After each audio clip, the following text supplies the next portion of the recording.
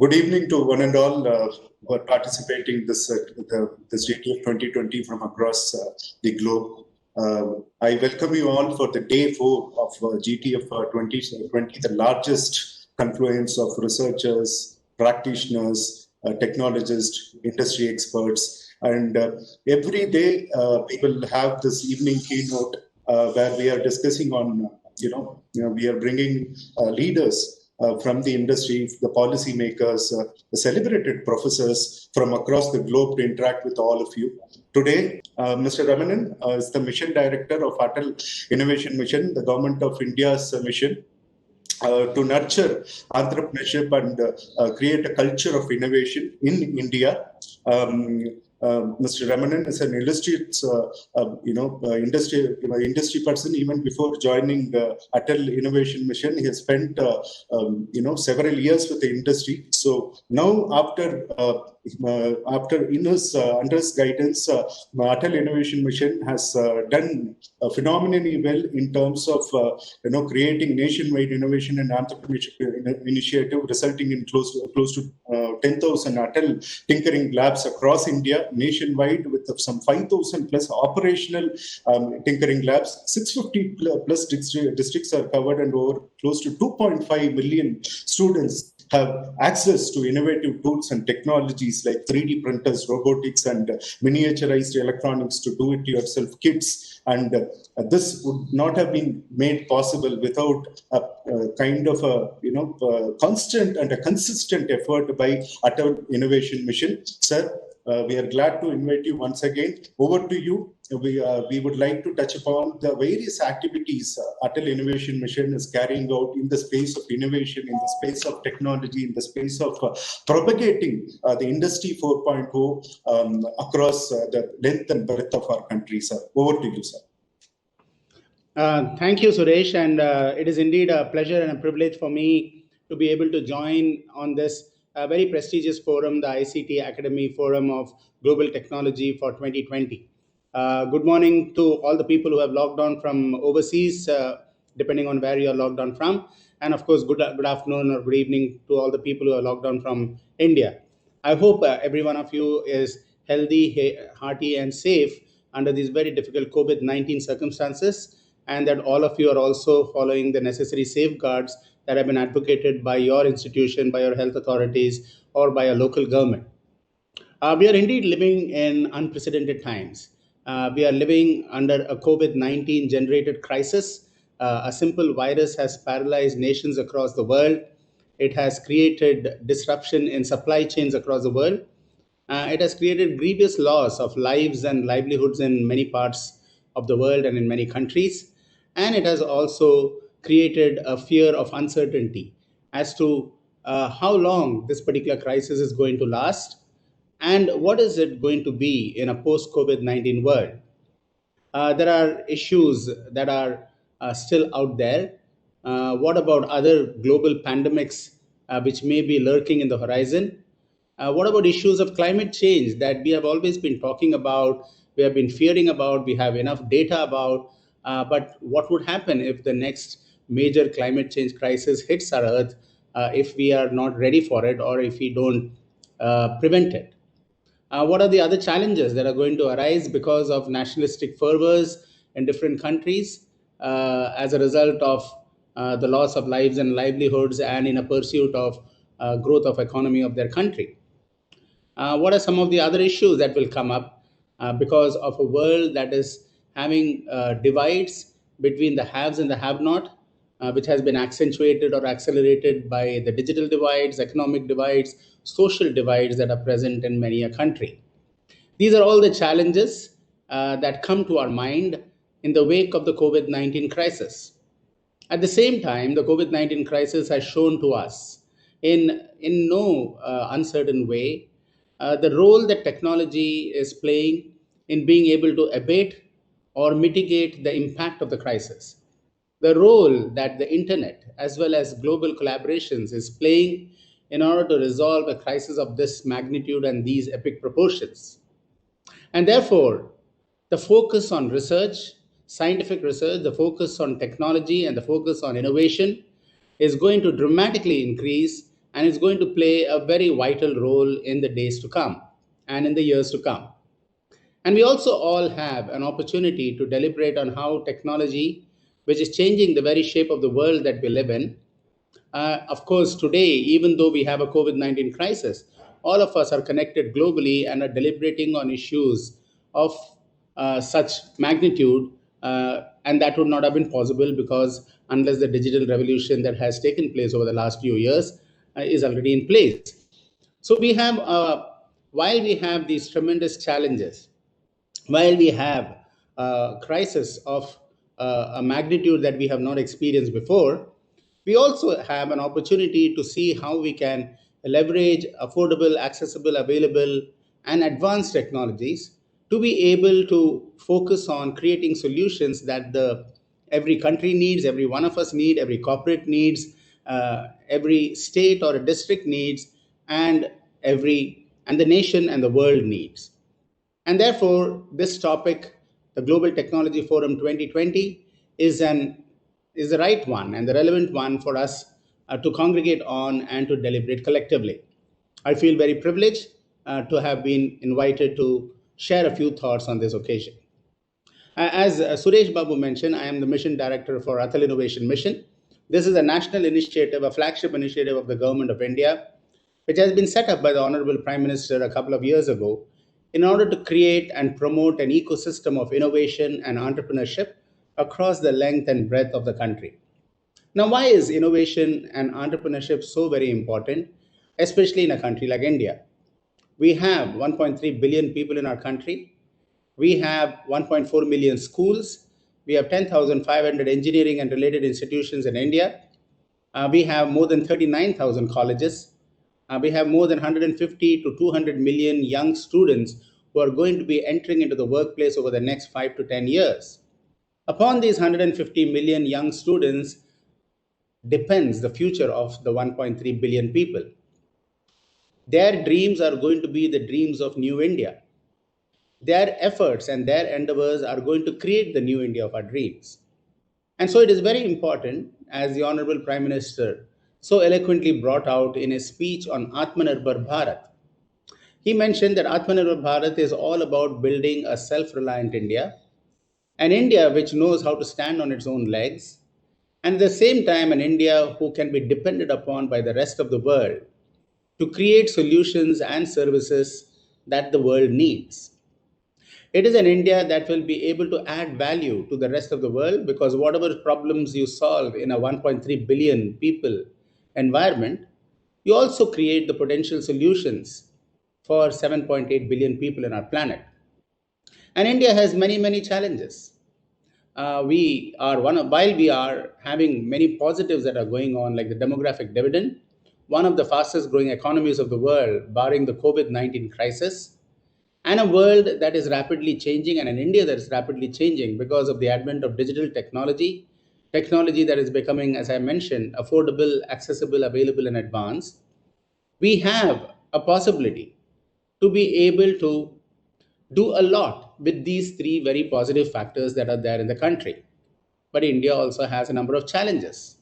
We have 22% of our country below the poverty line. We have 44% of our country agri economy based.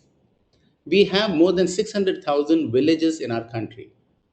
We have 715 districts, out of which 115 are still aspirational districts. That means they are at the bottom of the pyramid in terms of access to basic healthcare, education, technology, affordable housing, clean drinking water and sanitation, and so on. We still have 1 in 5 maternal mortality, 1 in 4 infant stunting, and 1 in 3 infant mortality in some of these aspirational districts. So we have tremendous amount of challenges, but at the same time, we have a tremendous opportunity in India because of the fast growing economy, because of the demographic dividend that we enjoy. We are the youngest country in the world with more than 65% of our country under 35 years old. And we have technology that is becoming available for us to be able to imagine and reimagine a new India of our dreams. And that is why the Atal Innovation Mission has been set up, so that young budding students, budding innovators from a country are able to become the future researchers, the future innovators, the future job creators of our country.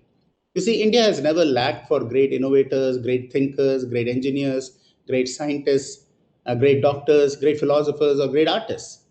You name it, they have all been there and they are still thriving in our country. But we also have, when Indians go abroad, like in the United States or other parts of the world, they thrive and they are able to realize their full potential. And that is because they are making available to them the ecosystem of innovation and entrepreneurship in which Indians are able to realize their full potential, unleash their creativity, and rise to the very top. Thus, you have a Satya Nadella heading Microsoft, a Sundar Pichai heading Google, an Arvind Krishna heading IBM, a Shantanu Narayan heading Adobe. You have several professors who are leading major universities, whether it is Harvard or it is Carnegie Mellon or Stanford and so on.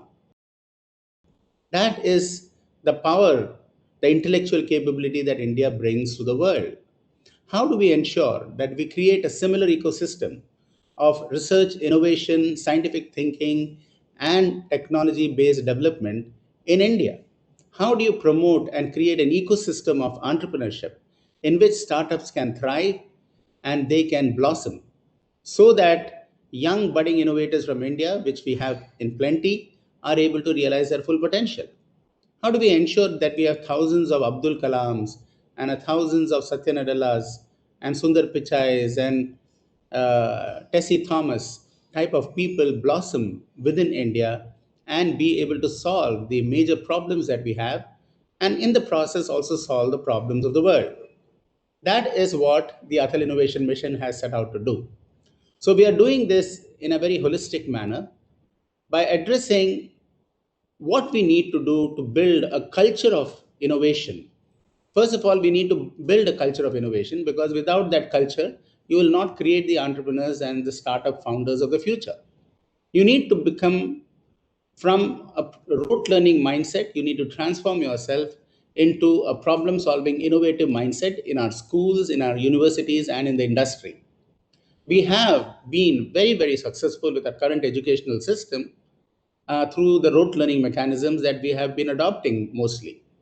So our young students try to aspire to go to good schools, get good marks, go into a good university, get good marks again, and go into a good university abroad, and then get good marks again and join a large company, whether it is Google or IBM or Facebook or TCS or Wipro and so on. How do we ensure that we transform? That has helped us. By the way, that has been a tremendous source of strength for this country. It has established a burgeoning knowledge capital of the world. And that's why we have a $191 billion ITS industry that has sprung up over the last 10 years, and it is growing tremendously. But now, what has brought India to this point in time will not take us further unless we transform our rote learning mindset into a problem solving innovator mindset. And that is what the Atal Innovation Mission is doing by setting up thousands of Atal tinkering labs at the school level, where the latest of technologies which are shaping the world, 3D printing, robotics, IoT, miniaturized electronics, augmented virtual reality, artificial intelligence, these modules through do it yourself kits are being introduced in schools between grade 6 to grade 12, so that young students in the schools at the grade 6 to grade 12 level are able to dabble with and tinker with these technologies in a dedicated innovation workspace called the Atal Tinkering Lab. And they are able to conceive of problems that they see in and around the community together. So, a bunch of 3 or 4 students would look at what are some of the problems that their community faces, whether it is a water management related problem, a traffic management related problem, a problem for differently able children, is a problem for agriculture, is it a problem in healthcare, that they see every day in front of them, and then they create solutions using these technologies. And it has been a very exciting journey for most of the students. Today, we have over 10,000 adult tinkering labs being established across the country. Like I said, we have 715 districts, out of which 680 districts already have adult tinkering labs. And the innovations, 2.5 million students today are being exposed on a daily basis to problem solving innovation, leveraging these labs and leveraging these technologies. And the Atal Tinkering Labs also provides a platform on which newer technologies can get rolled in through do-it-yourself kits, so that you are bridging the gap between what the industry needs at any point in time and what the children learn in the schools. And when they go into the universities, we are setting up world-class Atal incubators. Now, why do you need all these incubators? You need incubators because India is becoming fast a land of startups.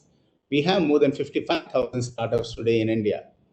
And these incubators provide the startups the environment in which the valleys of death that the startups undergo, and during which they often fall because of lack of support, lack of mentoring support, venture capital support, lack of funding support, lack of access to a technology lab or a research lab that they can't afford to set up on their own, but they need access to, lack of business planning and strategy support. All of these are provided by the incubator, and the government gives a grant for setting up these incubators, world class incubators. Now, not only that, the government Atal Innovation Mission also helps them in being able to make their incubator successful by the adoption of global best practices in incubators and so on. The third thing that we are doing, so out of this today, we have launched more than 100 incubators, out of which 70 are fully operational. And we have 1,500 startups that came out just in the last 2 years. As all of you are aware, we have now overall in India more than 50,000 startups. And this has all helped India in the Global Innovation Index rise. We have amazingly risen from a position of 81 in 2015 to a position of 48 today in 2020. And that is an amazing growth in terms of our innovative capabilities. We have been able to break into the top 50 most innovative nations of the world. But the potential for India to become among the top 20 or the top 10 is tremendous, because technology is making it possible, and because of the focus on intellectual capital and knowledge capital that is being built in the country. The third thing that we are doing is we are setting up what are known as Atal Community Innovation Centers. You see, we have only 8 tier 1 cities in our country. We have, however, more than 4,800 towns and cities across the country. We have a problem of urban migration because everybody from tier 2, tier 3 cities and rural India flock to the 8 tier 1 cities, and as a result of which, this is not a sustainable growth. We have in this COVID-19 crisis a major problem of addressing migrant workers. And that is because everybody has migrated to the cities, the 8 tier 1 cities, and they are gripped between the choice of life and livelihood, with COVID-19 affecting many of the major cities. In order to avoid this and prevent this in the future, we need to create thousands of hubs of innovation and job creation. That is only possible if our 600,000 villages and our 715 districts become hubs of local innovation and local job creation. So we are setting up what are known as Atal Community Innovation Centers across various parts of the country, especially in tier 2, tier 3 and in rural India, so that you are focusing on spurring innovation that the local community needs. Take, for example, if you are in a place like Goa, what you need is local community innovation that spurs the tourism industry, the fishing industry there, the mining industry which is present, the shipbuilding industry, the cashew nut industry, and so on. These are local industries which are needed for that particular place. And if you have innovation supporting it and entrepreneurship supporting that, you will be able to achieve a lot.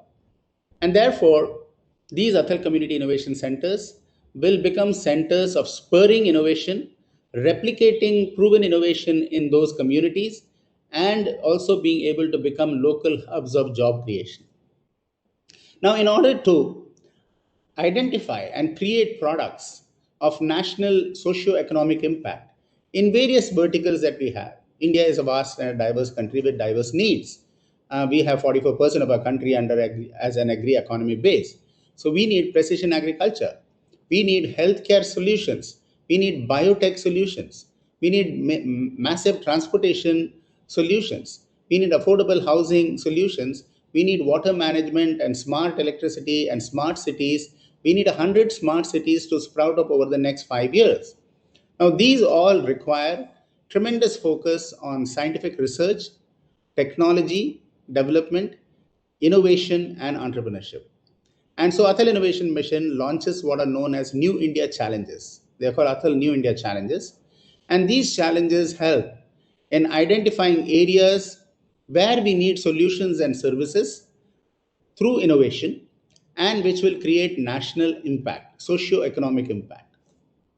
This is very important. It is not just important for us to be able to grow our economic requirements and address the economic needs of the country. But if you don't help to build the social gap, the social divides, the digital divides, the educational divides, the divide between the haves and the have-nots, the divide between the villages and the cities and the tier 2 cities and the tier 1 cities, we will not have a sustainable uh, growth for our country. And that is true for all the other countries, not just for India. It's true for all emerging economies. It's also true in advanced economies where you find this gap. Even in a country like the United States, more than 18 million people don't have access to broadband and internet. So these are all realities which need to be bridged in order for us to be able to make socio-economic progress possible and not just economic progress. And finally, in order to make all of these initiatives succeed, it's very important to build bridges and build strong relationships between public, private sector, between academia, industry, and government. So the Atal Innovation Mission has launched a tremendous amount of collaboration with private sector, multinationals, with public sector, large public sector organizations, and it has also developed one of the largest mentors of change, Mentor India network across the country. And we have more than 10,000 mentors who have voluntarily registered to become mentors for innovation, entrepreneurship, mentors for the tinkering labs, mentors for startups and incubators, mentors for the winners of New India challenges and the Arise challenges, which are applied research and innovation for small enterprises. All of this gives a very powerful impetus and provides the necessary support to make every one of these innovation initiatives and entrepreneurial initiatives successful. Why are all these things being done? It is being done because that's the need of the day, that's the need of the country, that's the need of the world. We are living in an increasingly fragile world where climate change, pandemics, global pandemics can rot many disasters in the blink of an eye. We need to be able to avoid all of that. We need to be ready. And science, technology, research, and innovation and entrepreneurship are the only ways forward. We need to enable that. We need to empower our people. We need to educate them. And we need to enthuse them with making entrepreneurship possible. India cannot grow unless we have become a nation of also job creators, not just job seekers. We need to create a nation of innovators. And if you want to do that, we have to sow the seeds and set the framework and set all of this in motion. The Honorable Prime Minister, in his call to Atmanirbhar Bharat, very eloquently brought out 5 pillars which are required in order for a self reliant India. And I would say for a self reliant world. I mean, what he said for India stands for the rest of the world. The 5 pillars he said is first pillar is the demographic dividend. How do we ensure that we strengthen the pillar of demographic dividend and take advantage of the demographic dividend that we in India have? That can only happen by empowering our young people and making available to them the latest tools, latest technologies, latest methodologies, latest learnings that the world is depending on for solutions, and make it available to them so that they can unleash their creativity and become part of problem solving, not just problem creation. The second pillar he had identified was a pillar of infrastructure. We need not only to ensure that our 600,000 villages are all connected together through the physical infrastructure that is needed so that they have access to hospitals, educational institutions, they have access to transportation and all of that. We don't need as many smart cars as we need roads for our villagers to be able to communicate and transport their goods and services from one point to another. We need smart cities and smart housing and smart water management and smart electricity management and renewable energies. because we need to be aligned with the sustainable development goals that the United Nations is talking about. If we don't align all our innovations, all the solutions that we are developing through technology with sustainable development goals, it will be a disaster. And we need to ensure that. In fact, in every Atal Tinkering Lab and in every initiative that Atal Innovation Mission sponsors, alignment with sustainable development goals is a mandatory requirement. You don't want to create more problems with technology, you want to solve more problems with technology. And that is why the recently held conference called RAISE 2020 by the Government of India and NITI AAYOG. NITI AAYOG is a National Institution for Transforming India. RAISE was responsible AI for social empowerment. AI has tremendous possibilities. AI is going to get integrated into every solution that we are talking about. And that's because of the convergence of communication technologies, fast communication, 5G technologies, wireless, satellite, you name it, fast computing, advanced computing technologies, cognitive technologies, and of course, sensor technologies, which are enabling you to get data from every source, man, machine, plant, device, and so on. When you have this powerful convergence of computing, communication, sensor, and data processing, big data analytics technologies, artificial intelligence becomes a reality. But how do we also ensure that these artificial intelligence solutions are free of bias, do more social good, empower more people socially than otherwise? And therefore, all of these need to become part of our educational system, need to become part of our university systems, and need to become part of adoption by the industry. And when we do that, the pillar of infrastructure, which is not just physical infrastructure, but also digital infrastructure, gets addressed. And then the third pillar is the pillar of demand that he talked about. We have 1.3 billion people. We have, like I said, 715 districts. We have more than 26 different languages being spoken in our country. The needs of our country are diverse. If you address the demand that is there, we just have 300 million people in the upper middle class economy. We have 1.3 billion people. So just imagine if you're adding another 300 million people to the rising middle class economy of India, what is the sort of demand? That is why many countries are flocking, many companies are flocking to India to address that potential demand. We have the opportunity of our startups and our entrepreneurs to be also able to fulfill that demand. There is enough demand both for domestic organizations as well as for international organizations. And then the fourth pillar is the pillar of socio-economic progress that he talked about. And we touched on that earlier. We have to ensure that social innovation is encouraged as much as commercially driven innovation. That is a requirement and that's a need. And that is what is going to give a sustainable growth. That's what is going to create a sustainable planet. Just yesterday, Atal Innovation Mission, in collaboration with Australian Trade and Commerce, the CSI, or the Commonwealth Scientific Industrial Research Organization in Australia, we launched a hackathon on circular economy. Circular economy has to become a part of everybody's thinking, of corporates thinking as well as young startup thinking, because these are what will lead to socio-economic growth. And finally, the pillar of technology, leveraging technology for good, leveraging advanced, affordable, accessible, and available technology for the social growth as well as the economic growth of the nations.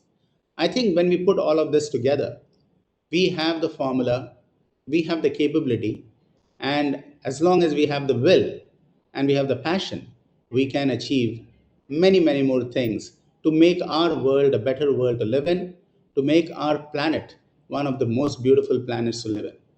Thank you so much for giving me an opportunity to talk today on this occasion, and I look forward to continued dialogue and interaction with all of you. Thank you so much. Thank you very much for that phenomenal speech, sir, especially the statistics, what you shared. India definitely has a great advantage, especially with some 65% of the population under 35 years. By itself is the biggest advantage as a country we have, and close to 115 million students are entering the workforce. A lot more to be done, and the kind of activities what Atal Innovation Mission is doing will definitely be a of front runner and a kind of a guiding force for other initiatives of such other government initiatives to rely upon. And to just by following your footsteps, I think the vision what the Prime Minister of India set for India as a nation will be achieved in the due course. Thank you very much, sir. Thank you for joining us. And I also, on behalf of ICT Academy, would like to thank Atal Innovation Mission for being a partner of this Global Technology Forum 2020, which we are attempting it for the first time. Being the fourth day, I should register that it has got a phenomenal response from the nook and corner of India, especially the global stalwarts, the celebrated professors, researchers, scientists. So we were able to line up a variety of such knowledge resources, and I should place on record the support and partnership what Atal Innovation Mission has extended to this kind of an initiative, which has made this whole initiative possible. Thank you very much, sir, for joining us. We will definitely meet soon, and a lot more to deliberate and to discuss to together empower this nation to enable the future workforce. Thank you very much, sir. Thank you very much.